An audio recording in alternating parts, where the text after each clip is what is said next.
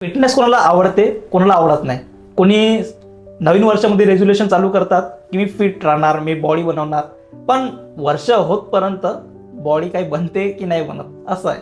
पण त्यासाठी मग आपल्याला नेमकं काय पाहिजे? आपण मित्रांबरोबर जिम लावतो, जिम लावल्यानंतर कंटिन्युटी नाही होत, कन्सिस्टन्सी नाही राहत. मग त्यासाठी आपल्याला मित्र कन्सिस्टन्सी नाही राहत, आपणही कन्सिस्टन्सी नाही राहत. मग त्यासाठी आपल्याला नेमकं काय, म्हणजे कोणतरी आपल्याला मोटिवेट करणारा पाहिजे, कोणतरी आपल्याला आपला हात धरून आपल्याला असं पुश करणारा पाहिजे. त्यासाठी आपल्याला महत्त्वाचं काय की आपल्याला सोबत ट्रेनर पाहिजे की तो आपल्याला गाईड करेल, तो आपल्याला डाएट सांगेल, तो आपल्याला काय जे काही आहे आपल्याकडून काय करून घेऊ शकते ते करणार. तर त्यासाठी आपल्याला कोचची गरज आहे, एक ट्रेनरची गरज आहे, आणि तोच आपल्याला मोटिवेट करेल, आपलं बॉडी ट्रान्सफॉर्मेशन करेल. फक्त बॉडी ट्रान्सफॉर्मेशन नाही करत, तर त्यासोबतच तो आपल्याला लाईफ स्किल सांगणार, लाईफस्टाईल सांगणार की आपल्याला कशा प्रकारे आपल्या लाईफस्टाईल राहायला पाहिजे, आपल्या दिवसाची जर्नी कशी असायला पाहिजे, काय खायला पाहिजे, काय नाही खायला पाहिजे. तर अशाच अनुभव व्यक्ती पाहिजे. आणि अनुभव व्यक्तीसाठी आज आम्ही ज्या व्यक्तीशी बोलणार आहोत ते चंद्रपूरचे नामवंत एक कोच विशाल म्हणून. फिटनेसचं नाव आलं की त्यांना सर्वजण ओळखतात आणि त्यांची ख्याती चंद्रपुरात आहे. तर असेच आहे कोच विशाल हिवरकर सर.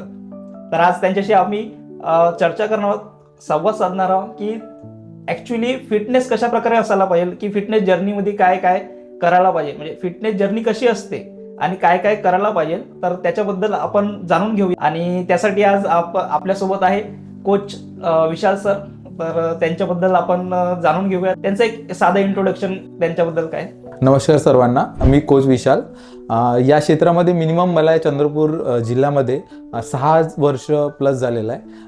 ज्या फिटनेस क्षेत्रात मी कार्य करत आहे आणि अनेक प्रकारच्या लोकांना मी ट्रेनिंग दिलेली आहे. त्यामध्ये लोकांची लाईफस्टाईल अँड त्यांच्या फिटनेसना एक नेक्स्ट लेवल घेऊन जाण्यास मी खूप जणांना मदत केली आहे आणि खूप लोकांचा फिटनेसकडे बघण्याचा दृष्टिकोन पण मी चेंज केला आहे. तर अशा प्रकारचं माझं वर्क आहे की लोकांना त्यांच्या लाईफमध्ये एक फिटनेस गोल अचीव करणं आणि योग्य मार्गदर्शन करणं, त्याबद्दल हे माझं काम आहे.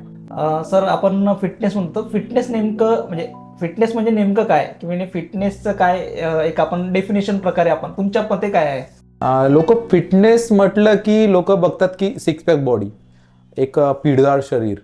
बट माझा असा दृष्टिकोन आहे, जे माझा एक्सपिरियन्सेस मी तुमच्याशी शेअर करत आहे, की जेव्हा आपण दैनंदिन जीवन जगत आहोत त्यावेळेस आपण किती इझिली सगळी लाईफ जगू शकतो, मानसिकदृष्ट्या आणि शारीरिकदृष्ट्या. म्हणजे फॉर एक्झाम्पल बघितलं तर आपली मेंटल हेल्थ आणि शारीरिक हेल्थ, म्हणजे जेव्हा आपण कुठलीही गोष्ट ॲक्टिव्हिटी करतो, समजा की एक प्रकारचं एक नॉर्मल उदाहरण घेतोय, मी तुम्हाला सांगतोय की जवळ साधारणतः जिना चढताना पुष्कळ लोकांना दम लागतो किंवा धाप लागते. त्याच्यानंतर खूप साऱ्या गोष्टी अशा मुवमेंट ज्या त्यांनी आपल्या हेल्थमुळे करू शकत नाही. फॉर एक्झाम्पल बसणे, उठणे. आजकालच्या लोकांना खूप साऱ्या गोष्टी या करण्यास कठीण होत आहेत. तर त्याचं कारण म्हणजे त्यांची लाईफस्टाईल, जीवनशैली. आणि जीवनशैलीमध्ये असे प्रॉब्लेम झाले आहे की खूप साऱ्या गोष्टी अशा सिटिंग वर्क असतात आणि त्या पूर्णपणे त्यांचं शरीराचा यूज न असल्यामुळे, फॉर एक्झाम्पल ज्यांचं सॅडेंटरी लाईफस्टाईल असते, सिटिंग वर्कमुळे त्यांचं मसल स्टिफनेस या सगळ्या गोष्टी होतात. तर कुठे ना कुठेतरी त्यांच्या लाईफमध्ये त्यांची लाईफ एक हॅपी लाईफस्टाईल जगण्यामध्ये फिटनेसमुळे बेरियर निर्माण होतं. त्यामुळे कुठे ना कुठे मानसिकरित्या ते खचत असतात. तर माझं सांगण्याचा दृष्टिकोन हाच आहे की फिटनेसमध्ये फक्त एक पिळदार शरीर नसून, एक मस्क्युलर बॉडी नसून, तुमच्या दैनंदिन जीवनामध्ये तुम्ही किती हॅपीली, किती ॲक्टिव्हिटी जीवन जगतात, हे त्याच्यावरती फिटनेस डिपेंड असतं. बरोबर आहे, हे तर बरोबर आहे की फक्त फिट बॉडी म्हणजे नुसतं आपण जॉन अब्राहमला बघितलं, टायगर श्रॉफला बघितलं, नुसतं 6 पॅक ॲप बनवला आहे, पण त्याची एक प्रकारे त्याच्या मागचं स्ट्रेंथ काय आहे, की म्हणजे कशा प्रकारे फिटनेस म्हणजे आपण किती काय करू शकतो.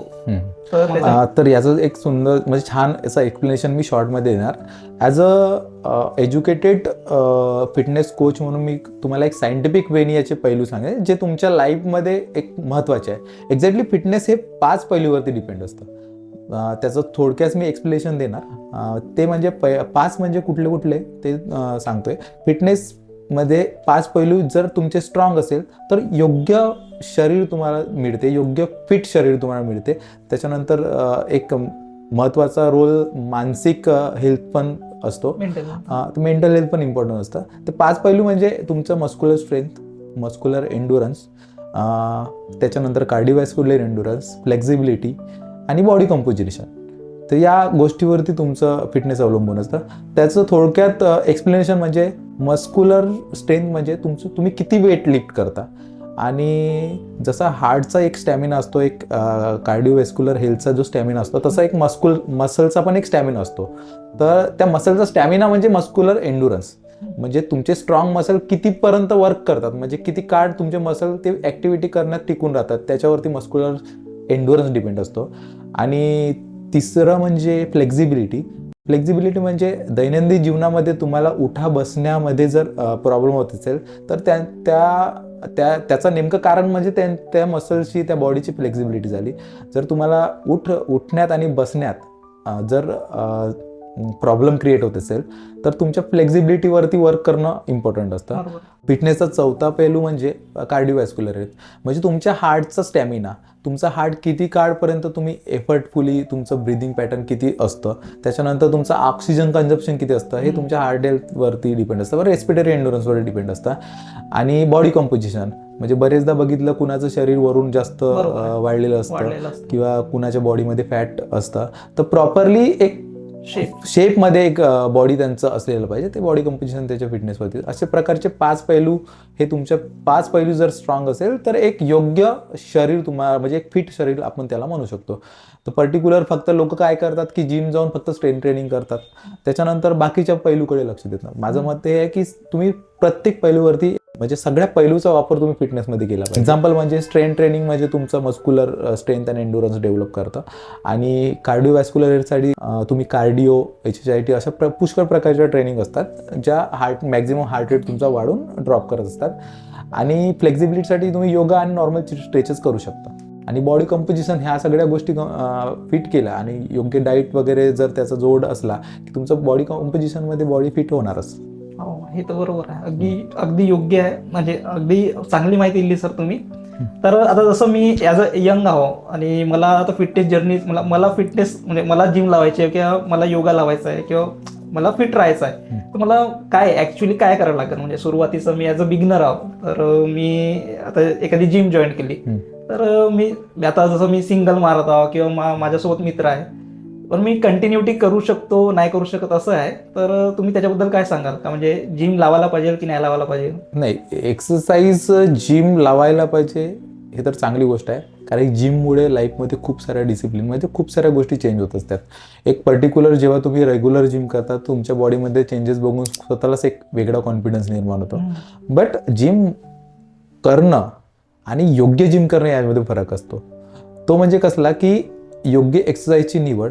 एक असतं की पर्टिक्युलर आम्ही बघितलं कुठेतरी मित्र म्हणतोय म्हणून मारतोय, त्याच्यानंतर पर्टिक्युलर तुमच्या बॉडीला ओळखून तुम्ही तुमचा वर्कआउट शेड्यूल डिझाईन झाला पाहिजे आणि त्यानुसार तुम्ही ते ट्रॅक करून तुम्ही फिटनेस जर्नी चालू केली पाहिजे.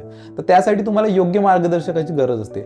नाहीतर तुम्ही याच्या आधी जर वर्कआउट केलेलं असेल, ॲज अ बिगिनर पर्पजने असेल किंवा कुठे ना कुठेतरी फिटनेस ऍक्टिव्हिटी केली असेल, त्याच्याबद्दल तिथे जनरल ट्रेनर असतात, त्यांना विचारून पण तुम्ही आपली फिटनेस जर्नी चालू करू शकता. पण कुठे ना कुठेतरी तुमच्या बॉडीवरती निरीक्षण ठेवण्यासाठी ट्रेनरची गरज असते, कारण की योग्यरित्या ते फॉर्म अँड टेक्निक्स तुम्ही मारताय की नाही, म्हणजे योग्यरित्या ते परफॉर्म होत आहे की नाही, ते डिपेंड असतं. म्हणजे नेमकं म्हणजे ज्या आपल्या पार्टला जे जे जे एक्सरसाइज पाहिजे ती झाली पाहिजे व्यवस्थित, म्हणजे हां. पण कसं आहे की खूप जण काय करतात की 2 दिवस जाताना जिमला सुट्टी मारतात. रिझन काय असतं की बॉडी पेन आलाय, बरोबर आहे, बॉडी पेन आलाय, त्याच्यानंतर मूड नाही आहे. पण एक्झॅक्टली कुठलीही गोष्ट जर तुम्हाला पाहिजे हवी असते तर काही ना काहीतरी सॅक्रिफाईस तुम्हाला करावं लागते. जर तुम्हाला एक चांगलं शरीर पाहिजे तर सॅक्रिफाईस करावं लागेल, कारण की मिनिमम 1 वीक तरी तुम्हाला त्या पेन मधून सफर करा. इथून कोणीच सुटलेला नाही. तुम्ही आज जर्नी चालू करा की 4 वर्षांनी करा की 4 महिन्यांनी करा, तुम्हाला त्या पेनमधून जावेच लागते. कारण की आपण ती ऍक्टिव्हिटी, म्हणजे जोपर्यंत आपल्याला ते मसल टिश्यू फायबर तुटणार नाही आणि त्यापर्यंत जोपर्यंत योग्य न्यूट्रिशन मिळून त्यांना जर रिपेअर होणार नाही तर तेवढे स्ट्रॉंग होणार आहे. तर त्यासाठी एक पद्धत असते, कारण की आपण काहीतरी वेगळं आपल्या बॉडीला करवतोय स्ट्रॉंग बनण्यासाठी. तर त्या एक तरुणांना हेच सांगणं आहे की म्हणजे 2 दिवस जाऊन बॉडी पेन आहे किंवा मूड होत नाही या गोष्टी करून तुम्ही जिम सोडू नका, ते कंटिन्यू करा. मिनिमम त्याला जर तुम्हाला त्या गोष्टीचा बेनिफिट पाहिजे तर मिनिमम तुम्हाला कन्सिस्टंट राहण्याची गरज आहे. सर आपण म्हणतो आता मी जिम जॉईन केली, मी हप्त्यावर मारलो पण खूप बॉडी पेन होत आहे. आता त्याच्यामुळे एक तर माझा मित्रही येत नाही कंटिन्यू मध्ये, मग त्याच्यामुळे मी सोडूनच दिलं आहे. असं तर कसं कन्सिस्टन्सी ठेवा? कसं आहे की हे जे पेन आहे ना, हे कुठं ना कुठेतरी तुम्हाला स्ट्रॉंग बनवण्यासाठी असलेलं असतं. समजा जर कुठलाही ऑफिसर पदावरती जासाठी त्याला योग्यरित्या स्टडी करावी लागते, तर तो त्याला आवड नसताना पण ते स्टडी करावं लागते ना, कारण कुठे ना कुठे त्याला अचिव्हमेंट करायचं. तसंच आपल्या बॉडीचं आहे. जर तुम्ही त्या पेनला जर तुम्ही एन्जॉय कराल तर एक कुठे ना कुठेतरी तुमच्या बॉडीला बेनिफिट होईल. आणि ते पेन म्हणजे सगळ्यांना मिनिमम एक हप्ता तर एक वीक तर राहणार असतं. हां, जशा प्रकारे म्हणजे ते एक प्रकारचं लाईनच आहे की no pain no gain. No gain. म्हणजे हा, तुम्ही जर तसंच पेनच असतं. सहन नो नाही पेन करू नो शकत गेन. तर काही तुम्हाला कसं आहे, gain होणार नाही. कुठलंही पेन हे माणसाला स्ट्रॉंग बनवत असतं. आता बॉडी पेन ते पण तुमचं स्ट्रॉंग बनवण्यासाठीच तुम्ही करताय ना. तर कन्सिस्टन्सी मोस्ट इम्पॉर्टंट आहे. तुम्ही रेग्युलर किती करता, आणि जर तुमचा बघा, जर तुम्ही मित्र बोलवते म्हणून जर फिटनेस जॉईन करताय तर तुमचं कन्सिस्टंट नाही होणार. तुमच्या मनाला वाटलं पाहिजे की मला आता शरीराला गरज आहे, किंवा एक मी जर जिम मारेल तर एक कॉन्फिडंट राहणार. त्या जर दृष्टिकोनात जर तुम्ही जिम जॉईन करता तर तुम्ही कन्सिस्टंट पण राहाल. कारण की तुमच्या पुढे एक ध्येय असतं की मला ही बॉडी बनवायची आहे, मला ही शरीर घडवायचं आहे, माझ्या बॉडीचं ट्रान्सफॉर्मेशन करायचं Yes, आहे. yes, हा. आणि त्यासाठी मग आपल्याला म्हणजे जसं ट्रेनर आपण म्हणतो, तर मग योग्य ट्रेनर कसं निवडायला पाहिजे, किंवा म्हणजे कोच आपल्याला जे राहतात? योग्य ट्रेनर म्हणजे जिममध्ये जेव्हा आपण ॲडमिशन घेतो तेव्हा बरेच जणांचा गैरसमज होतो की योग्य प्रशिक्षक न मिळाल्यामुळे त्यांचं पण म्हणजे जिम सुटतं. म्हणजे योग्य प्रशिक्षक कसा असावा याचं थोडक्यात उदाहरण देतो, कारण की मी माझा एक्सपिरियन्स शेअर करतो. ॲज म्हणजे एज्युकेशनल प्रोफेशनल ट्रेनर म्हणून मी सांगतोय की तुम्ही योग्य प्रशिक्षक जेव्हा निवडता तर त्यांचं नॉलेज आणि त्यांचे ट्रान्सफॉर्मेशन, प्रत्येक ट्रेनरचा एक पेज असतो, त्या पेजवरती त्याचं जर्नी बघायची. त्याच्यानंतर आपले बेसिक क्वेश्चन्स म्हणजे तुमचे जे प्रॉब्लेम्स आहे, म्हणजे फॉर एक्झाम्पल जर तुम्ही बिगनर आहात, तुम्ही काहीच केलं नाही, त्याच्यानंतर तुमच्या बॉडीचं असेसमेंट करून त्यांनी तो प्लॅन डिझाईन केला पाहिजे. म्हणजे तुमच्या बॉडीला कोणती योग्य एक्सरसाइज आहे, कारण की एक बिगनर तुमचा एंडोरन्स किती आहे, तुमचं स्ट्रेंथ किती आहे, तुमचा रेस्पिरेटरी एंडोरन्स कसा आहे हे त्या ट्रेनरला म्हणजे त्याला माहीत नसतं. जेव्हा तुम्ही ट्रेनर सिलेक्शन करताना तेव्हा तुमच्या ट्रेनरने तुम्हाला क्वेश्चन्स केले पाहिजे. तुमच्या लाईफस्टाईलबद्दल त्याने क्वेश्चन केले पाहिजे, तुमच्या मेडिकल कंडिशननुसार तुम्हाला तुमचं क्वेश्चन केले पाहिजे. त्याच्यानुसार एक पर्टिक्युलर तुमचा फिटनेस ॲनालिसिस करून जर तो प्लॅन डिझाईन करत असेल तर तो योग्य ट्रेनर त्याला नॉलेज आहे.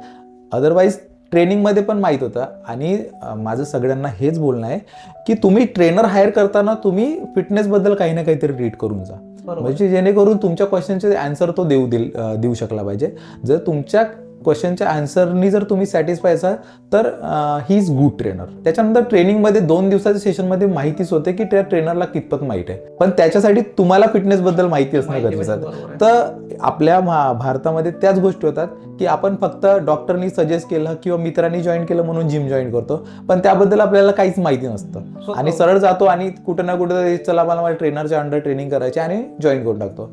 त्यामध्ये चुकी असते. पहिले फिटनेसबद्दल रीड करा, म्हणजे फिटनेसबद्दल माहिती काढा. आपण का बरं जिम करतो हे आपल्यालाच माहिती पाहिजे, आपण कोणाच्या अंडर जातो हे आपल्यालाच माहिती पाहिजे. तो योग्य प्रशिक्षक आहे का, त्याला योग्य नॉलेज फिटनेसबद्दल आहे का, कारण फिटनेसमधलं तुम्ही तुमच्या शरीर त्याच्याकडे सोपवत आहे. कसं आहे, जर तुमची इंटरनली हेल्थ कंडिशन काय आहे ते ट्रेनरला माहिती पाहिजे, तुमच्याबद्दल त्याला योग्य माहिती पाहिजे, तेव्हा तुम्ही तो योग्य प्रशिक्षण देऊ शकेल. अदरवाईज नॉर्मल ट्रेनिंग तर नॉर्मल तुम्ही युट्यूब पाहून पण करू शकता. नाही, हे तर बरोबर. तेच चालू आहे ना सध्या सर, की म्हणजे ऑनलाईन ट्रेनिंग घेणं किंवा बाकीच्या हे करणं. हा, ऑनलाईन प्लॅटफॉर्म पण आहे, बट कसं असतं की त्याच्यामध्ये पण तुम्ही योग्य प्रशिक्षक कसा निवडता हे तुमच्या नॉलेजवरती डिपेंड असतं. तुम्हाला फिटनेसबद्दल माहिती जर असेल तर तुम्ही त्या ट्रेनरला ओळखू शकता, अदरवाईज तुम्ही त्याच्यामध्ये पण फुद्दू बनाल. हो, ते तर बरोबर आहे. कारण बेस्ट ट्रेनर म्हणजे तुमचं जो एक टीचर राहतो, एक प्रकारचा टीचर असा आहे, कोच म्हणला तर एक टीचर असा आहे, तर तो स्टुडंटला कशा प्रकारे मॉडिफाय करतो, त्याला मोल्ड कसं करतो, ट्रेनरवर डिपेंड असतं. आखरी तो एक चांगला हेच बनणार. आता जसं तुम्ही सांगितलं तर टीचरचं तर खूप महत्वाचं, म्हणजे कोचचं खूप महत्वाचं काम आहे की त्याची बॉडी कसं ट्रान्सफॉर्म करताय.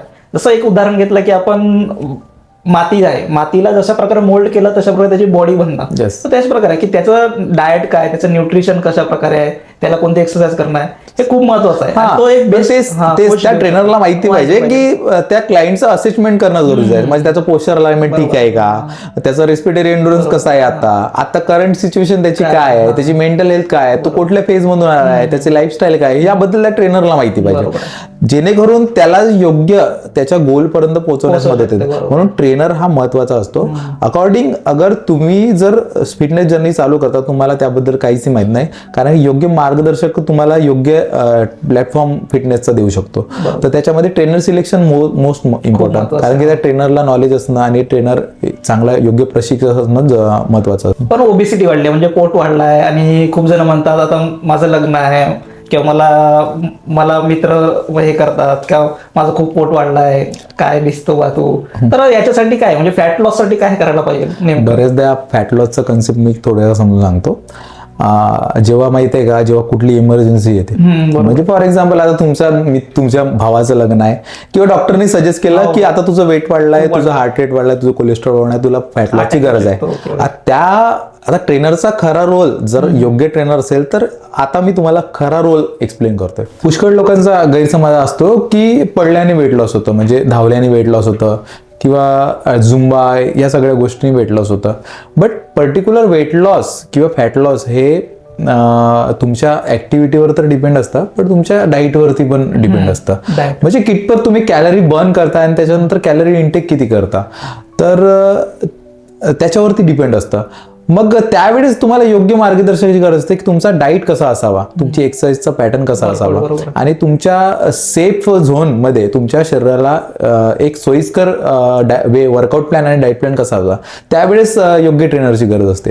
तर तुमचा प्रशिक्षक म्हणजे तुमचा ट्रेनर हा योग्य मार्गदर्शन करू शकतो. सर बरेच जणांकडून असं म्हणजे हे आता सध्या चर्चेत आहे की म्हणजे 70% आपण म्हणतो की डाएटवर आहे आणि 30% वर्कआउटवर आहे, तर हे कसं काय रेशो आहे याचा? Good question. आणि सगळ्यांचाच गैरसमज आहे की गैरसमज नाही, पण 30% वर्कआउटवरती डिपेंड असतं आणि 70% डाईट. ते म्हणजे कसं शॉर्टमध्ये एक्सप्लेन करतो मी तुम्हाला की तुमचा वेट लॉस असो, फॅट लॉस असो या मसल गेन असो, तर दोन्ही याच्यामध्ये डाईट हा खूप महत्वाचा रोल करतो. इव्हन तुमच्या फिटनेससाठी डाईट खूप महत्वाचा रोल करतो. मॅक्झिमम बघितलं की इंडियन डाएट मध्ये लॅक ऑफ प्रोटीनची असते, म्हणजे लॅक ऑफ प्रोटीन असतं, म्हणजे आपल्या जेवणामध्ये आपण प्रोटीनचा खूप कमी वापर करतो. तर त्याच्यामुळे तुमचा योग्य डाएट म्हणजे फॅट लॉस जेव्हा करताना तेव्हा तुम्ही कॅलरी किती इनटेक करता आणि त्याच्यानंतर तुम्ही वर्कआउट करताना किती बर्न करता याच्यावर तुमचा फॅट लॉस डिपेंड असतो. म्हणजे तुम्ही कॅलरी जर कमी खाताय आणि तिकडे जर वर्कआउटमध्ये जर तुम्ही कॅलरी जास्त बर्न करताय तर एक्झॅक्टली तुमचा फॅट लॉस जर्नी चालू होते. पण डाईट म्हटलं तर तुमच्या शरीरा योग्य डाईट एक प्लॅन करणं ते एक योग्य न्यूट्रिशन आणि योग्य डायटिशियन करू शकतो. बरोबर आहे. आणि तुम्ही सर बरोबर म्हटले की प्रोटीन आपल्या जे भारतामध्ये ते खूप जण इंटेक करत नाही, म्हणजे जेवणामध्ये आपल्याला भेटत नाही. तर प्रोटीन पावडर किंवा आपण म्हणतो की प्रोटीन इंटेक करणं म्हणजे प्रोटीन घेणे योग्य आहे का बा? अशा प्रकारे म्हणजे बरेच जणांचा गैरसमज आहे की प्रोटीन खाल्ल्याने खूप साऱ्या मेडिकल कंडिशन्स होतात. बट पर्टिक्युलर आपण जेवणामध्ये काय घेतो, आपण जेवणामध्ये जर तुम्हाला प्रोटीनमुळे खूप साऱ्या गोष्टी शरीरामध्ये बदल घडून दिसतात, तर एक्झॅक्टली तुमचं जर मस्क्युलर गेन तुम्हाला जर करायचं असेल तर त्यांचं आपल्या मसलचं फूड म्हणजेच प्रोटीन आहे. तर कुठे ना कुठेतरी आपल्या इंडियामध्ये ओबेसिटीचं कारणच लॅक ऑफ प्रोटीन. आपण पोट भरण्यासाठी जेवतो, त्याच्यामध्ये खूप सारे कार्ब. आणि तुमचा क्वेश्चन हा आहे की प्रोटीन घेणं गरजेचं आहे. आता समजा जर प्रोटीन पावडर घेणं गरजेचं नाही, म्हणजे प्रोटीन पावडर म्हणजे as a supplement, as a नावच त्याचं सप्लिमेंट आहे. बट तुम्ही जर तुमच्या डेली रुटीनच्या लाईफमध्ये जर प्रोटीन इंटेक जर तुमचं चांगलं असेल तर तुम्हाला प्रोटीन पावडरची गरज पडणार नाही. तुम्ही म्हणताय की प्रोटीन घेणे योग्य आहे का किंवा प्रोटीन घेणे गरजेचं आहे का, तर कसं आहे की तुमच्या जर आहारामध्ये जर प्रोटीनची पूर्णता होत आहे तुमच्या शरीरात, नॉनव्हेज किंवा नॉन व्हेजिटेरियन तुम्ही आहात किंवा प्रोटीन सोर्स तुम्ही व्हेजिटेरियन मध्ये जर तुम्ही पूर्ण करत असाल तर तुम्हाला प्रोटीनची गरज नाही पडत.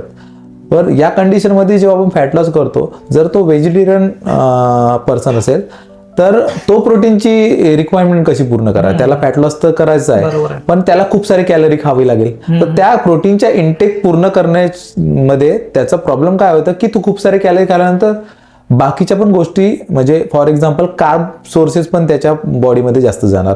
कारण की व्हेजिटेरियनमध्ये जेव्हा तुम्ही प्रोटीन इंटेक पूर्ण करता तर त्याच्यामध्ये कार्बचं प्रमाण पण खूप जास्त होतं. तर कुठे ना कुठे ते रिझल्ट त्याला मिळणार नाही. बरेच जण असे म्हणतात की प्रोटीन सप्लिमेंट घ्यावं, प्रोटीन पावडर घ्यावं, तर प्रोटीन घेणे योग्य आहे का बा? बघा कसं आहे, जर तुमच्या डेली रुटीनमध्ये जर प्रोटीन इंटेक, तुमच्या आहारामध्ये जर प्रोटीनची रिक्वायरमेंट जर तुमची पूर्ण होत आहे तर सप्लिमेंट घेण्याची गरज नसते. कारण की त्याचं नावच सप्लिमेंट आहे. जर तुमच्या फूडमध्ये जर पूर्णता होत नाही तर तुम्ही ॲज अ एक सोर्स म्हणून त्याला सप्लिमेंट थ्रू तुम्ही कंझ्युम करू शकता. अदरवाईज तुम्ही नॉन व्हेजिटेरियन आहात तर बऱ्यापैकी तुम्ही जर ह्या सगळ्या गोष्टी कंझ्युम कर, नॉन व्हेजिटेरियन असल्यामुळे, तर जर तुम्ही नॉन व्हेजिटेरियन असाल, तुम्ही चिकन, अंडी या सोर्सेसमधून जर तुम्ही प्रोटीन इंटेक जर पूर्ण करत असतात तर तुम्हाला सप्लिमेंटची गरज नाही. पण जेव्हा प्रॉब्लेम केव्हा होता, जेव्हा व्हेजिटेरियनमध्ये मेन प्रॉब्लेम होता. प्रोटीनची इंटेक पूर्ण करताना त्याला खूप साऱ्या फूड हे खावं लागतं. म्हणजे प्रोटीनची पूर्णता करण्यासाठी त्यांना खूप सारं खावं लागल्यामुळे बाकीच्या गोष्टी पण त्याच्यात ॲडिट होतात. म्हणजे फॉर एक्झाम्पल तुमचं कार्बोहायड्रेट सोर्सेस वाढून जाणार. तर कार्ब सोर्सेस हा त्यांना गरजेचं असतं. बट फॅट लॉसमध्ये जास्त प्रमाणात कार्ब खाणं हे योग्य नाही. एक्झॅक्टली जर सायंटिफिक वेने जर तुम्ही बघाल तर तुम्ही कॅलरी किती बर्न करता आणि किती इंटेक करता याच्यावरती तुमचा फॅट लॉस डिपेंड असतो. तर मग त्याच्यासाठी फक्त प्रोटीन नाही, बाकी न्यूट्रिशनची पण तुम्हाला गरज असते. फक्त प्रोटीनच आवश्यकता नसतं, बाकी न्यूट्रिशनची पण जे तुमच्या या जर्नीमध्ये, फिटनेस जर्नीमध्ये गरज असते, ते पण त्याची पण पूर्णता करणे हे गरजेचं असतं. तर सर असं सर्वांचं मिथ आहे, म्हणजे असं एक गैरसमज आहे लोकांमध्ये की जिम सोडल्यानंतर बॉडी बघा कसं आहे, हा गैरसमज नाही होते तसं. जेव्हा आपण जिम जॉईन करतो ना, जेव्हा आपण ह्या सगळ्या गोष्टी या प्रोसेस मधून जेव्हा जातो त्यावेळेस तुम्ही बघितलं की आपण किती डिसिप्लिन मध्ये असतो, आपला योग्य आहार असतो, एक्सरसाइज तेवढी असते. त्याच्यानंतर सडन काय होतं की ऍक्टिव्हिटी कमी होते आणि आपला डाईट हा आहार वाढून जातो. त्याच्यामुळे वेट गेन तर वापस होणार, कारण की तुम्ही कॅलरी इंटेक करताय. मी सांगितलं, आत्ताच सांगितलं की तुम्ही काय कॅलरी इंटेक किती करता आणि बर्न किती करता याच्यावरती तुमचं weight loss, fat loss depend असतं. तर नेमकं काय होतं की जेव्हा जिम सोडतो तर आपण पूर्ण ऍक्टिव्हिटी सोडून देतो, त्याच्यानंतर डाईट रिटर्न त्याच डाईटवरती येतो. मग आपल्याला तेवढ्या आहाराची गरज नाहीये तरी पण आपण तेवढा आहार इंटेक करतो आणि इकडे बर्न करत नाही. त्याच्यामुळे ओबेसिटी वाढणारच. बघा, जे यूज होत नाही ते लूज होतं. मसलचं पण तोच फॉर्म्युला आहे, जे तुम्ही यूज नाही होणार ते लूज होणारच. बरोबर. तर आपण त्याला जिमला दोष देऊ शकत नाही की येत नाही, कारण की वुमन बॉडी जर तुम्ही बघितली तर हे काम करण्यासाठीच बनलेली आहे. आणि आजकालची जीवनशैलीमधलं एकदम इझी टू झाली आहे. म्हणजे मॅक्झिमम लोकांचं सीट वर्क असतं, तेवढी ऍक्टिव्हिटी नसते. त्याच्यामुळे मालूम आहे की त्याच्यामुळं कुठे ना कुठे तरी ह्या गोष्टीपासून आपल्याला सफर करावं लागतं. जर तुम्ही जेवढी बॉडी ऍक्टिव्ह ठेवाल तेवढं तुमचं एनर्जी तेवढं यूज होणार.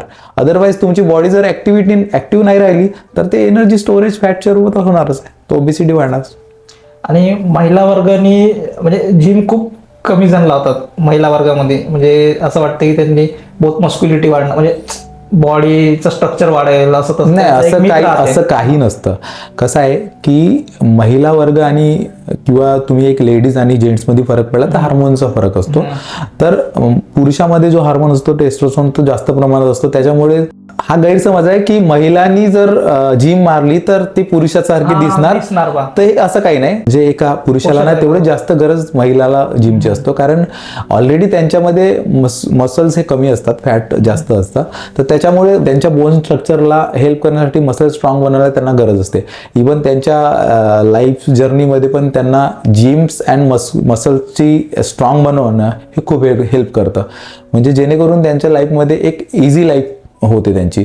खूप साऱ्या गोष्टी आहेत, त्यांच्या हार्मोन बॅलन्स होता, खूप साऱ्या गोष्टीचा मतलब जिममुळे खूप साऱ्या गोष्टींचा फायदा त्यांच्या जीवनात होतो. म्हणजे स्ट्रेस रिड्युसिंग, हार्मोन इम्बॅलन्स, खूप साऱ्या गोष्टी त्यांनी जिमनी मॅनेज होतात. सर, आपण असं म्हणतो की यंग आहे, ओल्ड आहे, पण फिटनेससाठी असं काही वय असतो का? नाही. जेव्हा जर तुम्हाला फिटनेससाठी कुठलंही वय नसतं. बघा कसं आहे, जर तुम्हाला लॉंग टर्म पर्यंत जर वाढत्या वयामध्ये कुणावर डिपेंड जर नसेल राहायचं तर फिटनेस तुम्ही जर वयाच्या 40व्या वर्षी जर तुम्हाला माहिती आहे, फिटनेस बद्दल माहिती झालं तर तुम्ही तिथून पण तुमची फिटनेस जर्नी चालू करू शकता, पण योग्य मार्गदर्शनाखाली. बरोबर. कारण की त्यावेळेस मार्गदर्शक खूप महत्वाचा असतो, कारण की आपल्याला त्या गोष्टी माहिती नसतात. आणि फिटनेससाठी कुठलंही वय नसतं. आजकाल तुम्ही युट्यूबवरती बघा 70-75 वर्षाचे लोक, 80 वर्षाचे लोक पण एक चांगले फिटनेस साठी त्यांनी जिम करताना तुम्ही बघितलं हो, असेल, बरोबर. फिटनेससाठी त्यांनी जिम करताना, वॉकिंग करताना, मॅरेथॉन. आता रिसेंटमध्ये जे मुंबईमध्ये मॅरेथॉन झाली त्याच्यामध्ये पण एक वृद्ध धावताना तुम्ही बघितली असेल.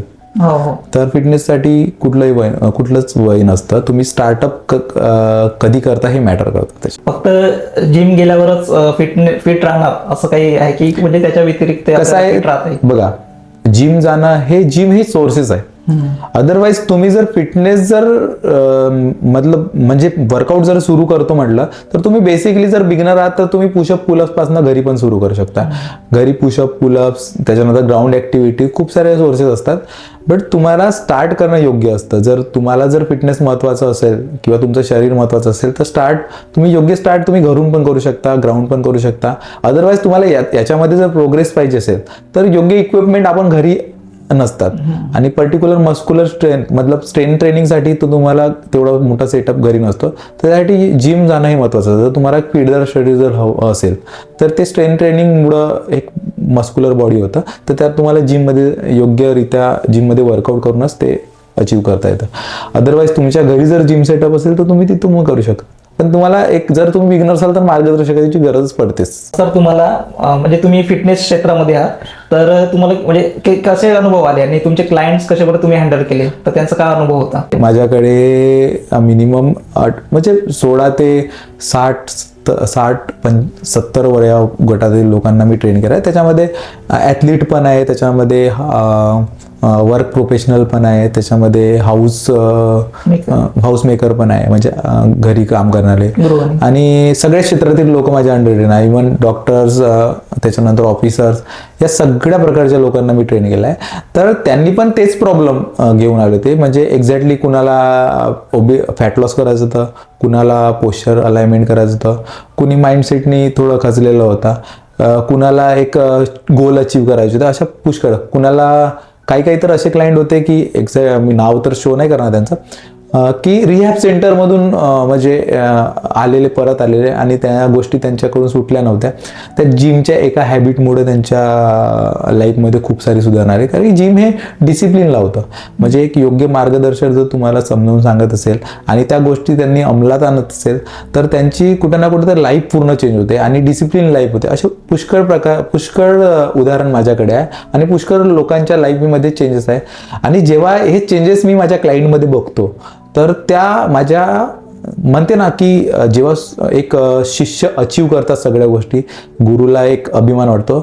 तर जेव्हा त्यांनी फॅट लॉस करून किंवा त्यांनी ते गोल अचीव करून जेवढे खुश होत नाही त्यापेक्षा जास्त आनंद मला होतो ॲज अ गुरु या नात्याने, की कुठं ना कुठे यांच्या आयुष्यात एक आनंद म्हणजे बदल झाल्यामुळे दिसून येतं. आणि त्यांची लाईफ किती इझी झाली. आधी कशी होती, ज्यावेळेस पॅरामीटर जर बघितला की जेव्हा मी फिटनेस काउन्सिलिंग करतो त्याच्यामध्ये त्यांची मेडिकल रिपोर्ट्स अँड ऑल त्यांचं फिटनेस टेस्ट जेव्हा करतो त्यावेळेसचे रिझल्ट्स आणि त्याच्यानंतर जर्नी पूर्ण ट्रान्सफॉर्मेशन झाल्यानंतरचे रिझल्ट जेव्हा मी स्वतः बघतो त्याच्यापेक्षा जास्त आनंद मला होतो. आणि त्यांनी कुठं ना कुठे थँकफुल म्हणतं की पुष्कळ जणांचं असं झालं आहे की बाहेरचे ऑफिसर्स इथे येऊन राहतात आणि वर्ष त्यांनी आपल्या गावाकडे नाही जात आणि सडन आधी आल्यानंतर इथून जेव्हा ट्रान्सफर होऊन त्यांनी किंवा जाता किंवा गावाकडे एक व्हिजिट देतात आणि त्यांच्या सडन बॉडीमध्ये चेंजेस जे दिसतात तर त्यांनी तो एक्सपिरियन्स मला सांगतात. त्यावेळेस जो आनंद असतो ना तो एकदम काही ना काहीतरी तर ते एक वेगळं आनंद असतो माझ्यासाठी. म्हणजे कुठे ना कुठे याच्या आयुष्यात एक फिटनेसमुळे एवढे सारे बदल घडून आले, एक ट्रान्सफॉर्मेशन, लाईफ चेंजिंग. तर तेच माझ्यासाठी ते चॅलेंजिंग असतं. कुठलाही व्यक्ती जेव्हा स्वतःचे लाईफमध्ये स्वतःच्या बॉडीमध्ये जेव्हा बदल घडवण्यासाठी माझ्याकडे येतो, एक टास्क घेऊन येतो, त्याच्यानंतर जे अचिव्हमेंट त्याला मिळते त्यामध्ये नेक्स्ट लेवल आनंद असतो. नेक्स्ट लेवल अजून माझं ध्येय म्हणजे खूप साऱ्या गोष्टी. चंद्रपूरचे पुष्कळ लोक हे म्हणजे लॅक ऑफ फिटनेसच्या नॉलेजमुळं वंचित आहे. म्हणजे एक्झॅक्टली फिटनेसला फक्त एक कोणी ना कोणीतरी सजेस्ट केल्यानंतर त्यांनी येते, पण एक पूर्णपणे एक्झॅक्टली हेल्थ काय हे त्यांना माहीत नाही. तिथपर्यंत पोहोचण्याचा माझा दृष्टिकोन आहे आणि फिट चंद्रपूर कुठे ना कुठेतरी व्हावं अशी माझी इच्छा आहे. सर तुम्ही फिटनेस क्षेत्रात एवढे वर्ष आहेत तर तुम्ही चंद्रपूर वासियांना तुम्ही काय संदेश द्या, त्यांनी कशा प्रकारे फिट राहायला पाहिजे? हा जो पॉडकास्ट आहे म्हणजे फर्स्ट टाइम होता माझा. महाराष्ट्र रॉवर चॅनलने मला बोलण्याची संधी दिली, त्यांचं मनापासून आभार. आणि चंद्रपूरला फिट चंद्रपूर बनवण्यात योग्यच माझी मार्गदर्शन मदत राहणार आणि योग्य मार्गदर्शनाखाली लोकांना मी एक फिटनेस बद्दल एक त्यांचं गोल अचीव करण्यात मी मदत करेन. आज होते आमच्यासोबत कोच विशाल सर, जे चंद्रपूरचे एक बेस्ट कोच म्हणून नावाजलेले आहेत. आणि अशाच इन्फॉर्मेटिव्ह व्हिडिओसाठी महाराष्ट्र चॅनलला सबस्क्राईब करायला विसरू नका. आणि याच्या समोर आमचे पॉडकास्ट येईल, वेगवेगळ्या क्षेत्रातले लोक आमचे संवाद, आम्ही त्यांचे संवाद साधल. तर आमच्याशी कनेक्ट राहा. या व्हिडिओला जास्तीत जास्त लोकांपर्यंत शेअर करा आणि फिट राहा आणि रोल करत राहा.